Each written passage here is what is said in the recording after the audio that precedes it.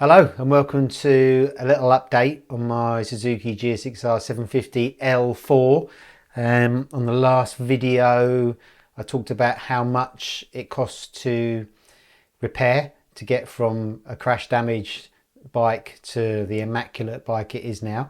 But since then I've had quite a nice time on it. I've ridden it to Brands Hatch. I rode it down there to do the very last evening track day of the year in 2024. Absolutely fantastic. It was a nice little ride down the motorway, wasn't too uncomfortable. And then did 4 sessions around Brands Hatch with my brother, who was on a BMW S1000RR race bike. I couldn't keep up with him. But wow, what a bike around Brands. It's just perfect. I mean, again, it's not as fast as a superbike down the straights, but because there's not very many long straights at Brands, it doesn't really matter. And it was just such great fun. And the weather was beautiful. The sun was setting as I was going around the track to the point where you could see the headlights on the track, and it was just magnificent. Just one of the best rides I've had of the year. I've still got a bit of a niggling problem with it though. It still runs rough. Below 3000 RPM in all the gears. Normally you're above that, but kind of around town you bump into the hesitation of the engine. I've used some fuel additive to try and clean the injectors, but that doesn't work, so I'll just have to try and sort that out over the winter when the bike's kind of up on blocks. Maybe I'll get the injectors out to clean them. Maybe I'll take it to somewhere, put it on a dyno, see if they can get to the bottom of the problem. But it's kind of a niggly problem. It doesn't really spoil the enjoyment of the bike. What else has happened? When I bought the bike, I've only ever had one key, so I better get myself a replacement, which isn't actually as easy as it first appears, because the key's got an immobilizer on it. So it's a 3-stage process. Number one, you have to order a key and a blank from Suzuki, which costs about 80 quid. Then the next stage is to use that key to get it cut. And then the final stage, which I haven't actually done yet, is to get this synced up with the bike so the immobilizer works. So that's a little job. And also I've always wanted to get my bike weighed. All right, let's see how much my 750 weighs. So we've got a set of scales here. We've got a rear pad and a front pad. And we're going to weigh the bike full of fuel. So she's brimmed.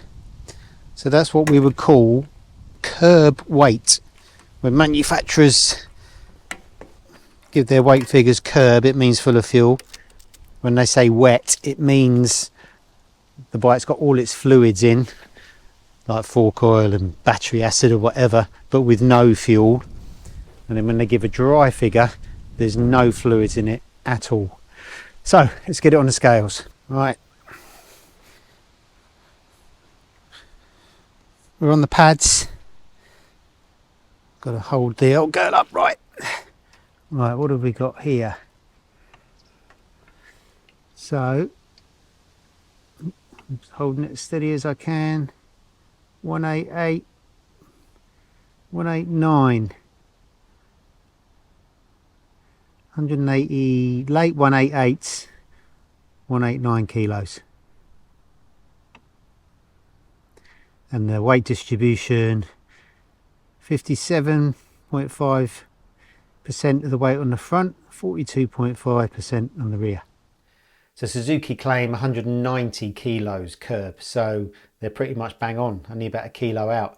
To put that into perspective, we weigh lots of bikes at MCN, and Panigale V2 weighs 209.2 kilos. The new CBR 600, 193.8. The new Street Triple RS Triumph is just about heavier, 190.6. So it's lighter than all of those. I guess because it hasn't got all the electronics on that those bikes have got, and the Euro exhaust, etc. The new ZX6R is slightly lighter though, 187.2, and all the thousands, all the super bikes are all kind of close to 200 kilos with a full tank of fuel. That's a pretty nice power to weight ratio for the 750, which kind of, you know, backs up what everyone says about it. It's got a really nice balance of power and handling. But it'd be interesting to see how much power it makes on the dyno. I need to book it in, and also could do with losing the cat out of the exhaust as well. So maybe think about putting a link pipe on it. And finally, I wanted to see how fast my 750 is. Especially with the shorter gearing and how that affects the speedo. So for this, we strapped a data logger on the bike and handed it over to our tame motorcycle racer. Some say he's got a TZ250 powered food mixer and that he showers in Castrol R. But all we know is he's called the Skid.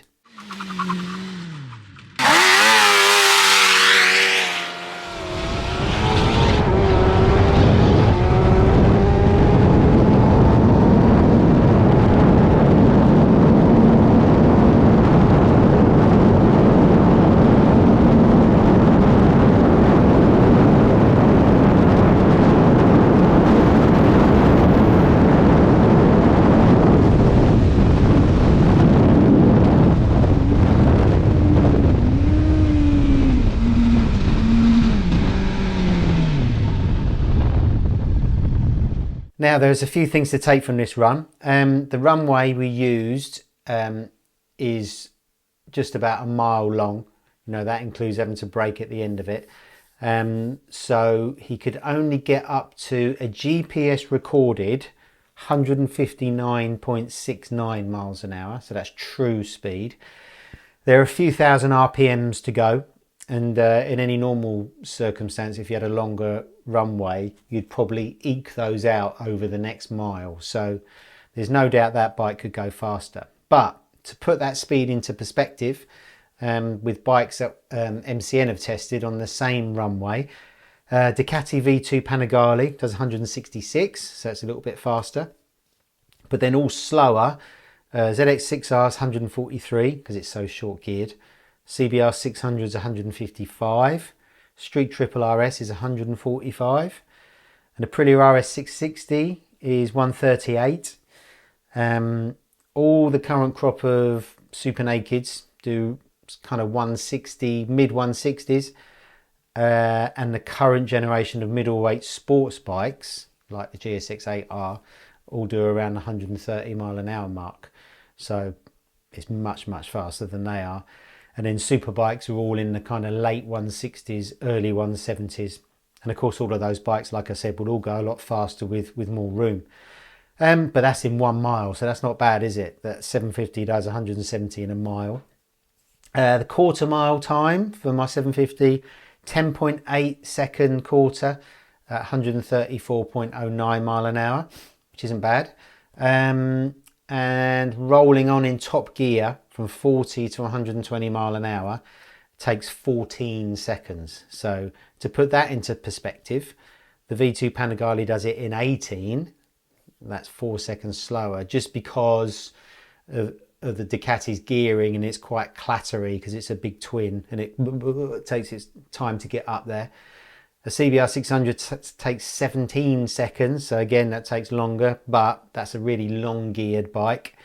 But then a Street Triple does it in 13, a second faster, because that's short geared, and even more short geared is a ZX6R, which does it in 11 seconds.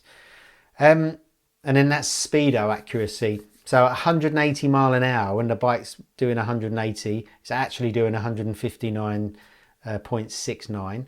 So the speedo is about 20 mile an hour out at top speed.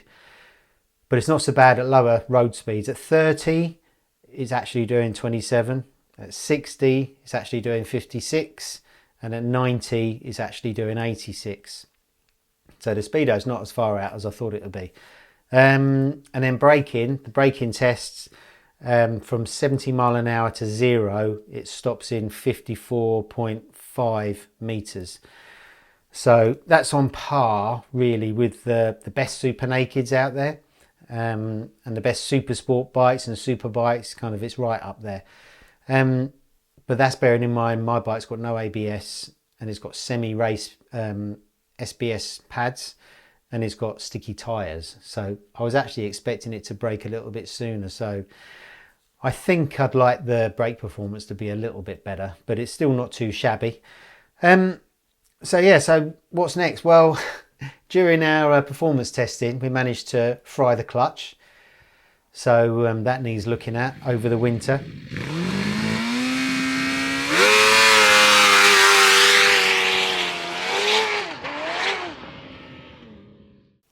And then there's kind of the wish list of what I'd like to do to improve the bike for 2025 when I want to do a bunch of track days. So I'd really like to do Spa on that bike, ride to Spa and do like a 2-day track day there. I still want to get the suspension done. I'd love a fork kit. I'd love a race rear shock just so I can get it sprung for my weight and just make the settings a little bit more accurate. At the moment the road stuff's good, but there's big gaps between all the settings and the range of adjustment isn't that great, although the standard setup is okay. Like I said, I want to get it on the dyno. I want to get a link pipe that will make the bike lighter. Hopefully it won't make it too loud because it's got a baffle in the end can anyway, and I know with my race bikes you can get through a quiet track day if you've got a race system but you've got a baffle in the end can, so that should be okay. And I want to improve the brake feel, and they fade as well, so I want to kind of sort that out. The super coursers that I've got on my bike have been absolutely amazing, but I think that those tyres have got to a point now where they're almost too good for my bike, and I'm probably not getting I'm not really using their superpowers because my bike's not powerful enough to really make them slide. I've never had any problems with them, which sounds really good, doesn't it? But maybe it's kind of overtired. So what I'd like to try next time, because the super coursers are kind of worn off on the edges now, is the one down from the super courser, which is the Diablo Rosso 4 Corsa, which kind of sits between the sports tyre and the track day tyre. I had them on my KTM 1390 Super Duke R Evo long termer this year, and they're fantastic on the road. They're really good in the wet. They last a long time, and I did a 2-day track day at Spa with them and didn't have any problems at all on that KTM on a track day, and they don't need tyre warmers. So I think those tyres would be perfect for my bike. And other than that, I'm just going to polish it and look at it, think about how much faster it's going to be than the Yamaha R9 or maybe not. But I just love it. You know, I got it out the other day. It sits under a cover in my garage, and you know, unlike most bikes I ride, which especially my KTM, I don't look at that and think it's absolutely gorgeous, but the way that GSX-R is and the colours and its stance and that pipe and all the rest of it, I just absolutely love it. I can't get enough of it. So I'm really happy that I've got it. I'm well chuffed. But I would say that's it for the updates for this year, for 2024.